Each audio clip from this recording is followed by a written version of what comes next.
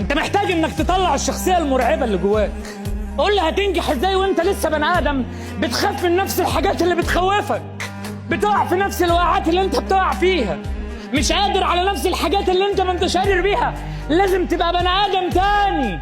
اللي كان بيخوفك ما عادش بيخوفك، والمعركه اللي انت بتخشها وانت مرعوب ما عادتش بترعبك، والهزيمه اللي كنت خايف منها خلاص ما عادش ينفع تتهزم، والمسؤوليه اللي كنت بتقول حمل على كتفي ومش قادر، يا ابني ده اللي بتقويك. هو انت فاكر المسؤوليه اللي على رقبتك عيالك او احفادك او اخواتك الصغيرين او اهلك ده حمل؟